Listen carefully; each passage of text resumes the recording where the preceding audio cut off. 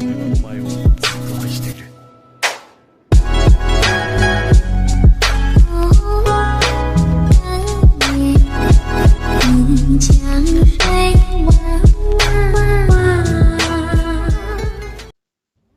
Yo tout le monde, c'est Topu Manga. Aujourd'hui on se retrouve pour la review du chapitre 133 de l'attaque des titans.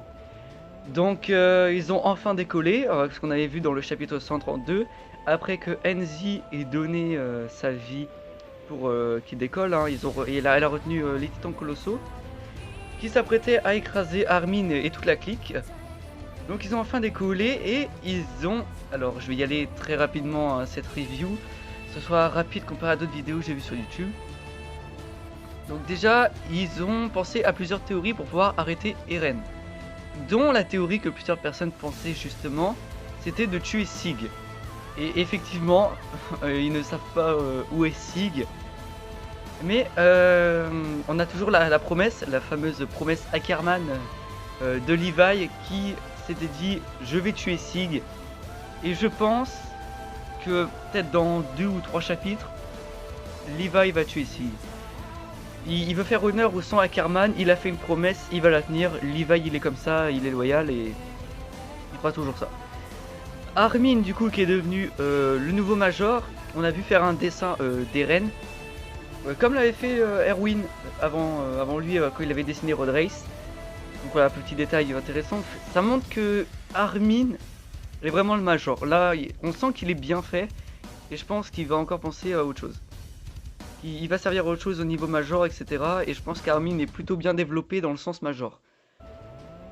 Alors ce qui est cool, ils ont pensé à un autre plan, un plan de secours, c'est que Armin utilise l'explosion du colossal, jamais pour arrêter Eren si jamais la première technique avec Sig ne marche pas. Je pense pas qu'ils vont le faire, personnellement, parce que c'est pas... Je pense qu'ils vont faire un gros truc, ou alors limite, moi je pense que la fin des NK ça va pas se finir bien. Je pense que Eren va finir... va saccager le monde en fait, hein. Je vous mets en haut à droite ma théorie sur la fin de Shingeki no Kyojin, avec le délire boucle temporelle, etc. Donc, je vous mets ça en haut à droite et dans la description. Et ensuite, la partie que tout le monde adore dans ce chapitre 133, c'est bien sûr l'entrée de Mikasa, Levi et Armin, quelques autres aussi. Attends, il y avait Jean et Connie aussi, dans l'axe, et là ils ont croisé Eren. Ils ont parlé avec lui, et c'est là qu'il y a plusieurs révélations d'Eren en fait sur ce qu'il pense des autres. Et alors, on a vu Ymir aussi qui est avec Eren, et Eren qui a les mêmes yeux qu'Ymir. Ça veut dire qu'Eren a fait tellement quelque chose d'important, il a manipulé Ymir pour que il reste dans l'axe. En fait, c'est quelque chose d'important, Eren. Il reste coincé dans l'axe et il est important dans l'histoire de Shingeki no Kyojin. Ça c'est logique, mais je parle pas de l'histoire, je parle de la mythologie en fait, l'attaque des titans. Eren est un dieu en fait. Voilà, c'est carrément ça. Il contrôle l'axe autant qu'Ymir. Enfin, pas pour l'instant, on n'a pas les preuves, mais je pense que ce sera ça, parce qu'il est au même niveau qu'Ymir. C'est vraiment impressionnant en fait. Le fait qu'il est dans l'axe comme ça, franchement, le chapitre 133, je l'adore. Évidemment, je vais l'acheter en manga. Évidemment, hein, j'attends qu'il sorte en fait, tout simplement. Il sortira, alors je sais plus quand, juste avant Noël il me semble, hein. Non, 21 novembre, ouais c'est ça, je vous mettrai la date, c'est 21 novembre. Ah, il faut que ça sorte avant Noël, hein. Ça fait du chiffre. Alors ensuite, ouais, ils sont dans l'axe et Eren a dit qu'il allait priver la liberté de tout le monde pour avoir la sienne. Sauf qu'il allait pas priver la liberté de ses camarades. Et que pour arrêter Eren, il fallait le tuer, il l'a dit. Donc il cherche aussi à savoir où est-ce que se trouve Eren en fait sur l'originel. Moi personnellement, je pense qu'il est nulle part, parce qu'en fait c'est lui l'originel.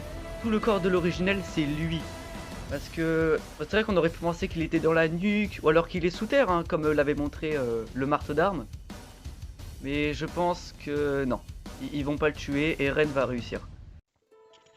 On a également eu une grande révélation concernant les pouvoirs des primordiaux. En fait, ils peuvent se partager les pouvoirs des primordiaux.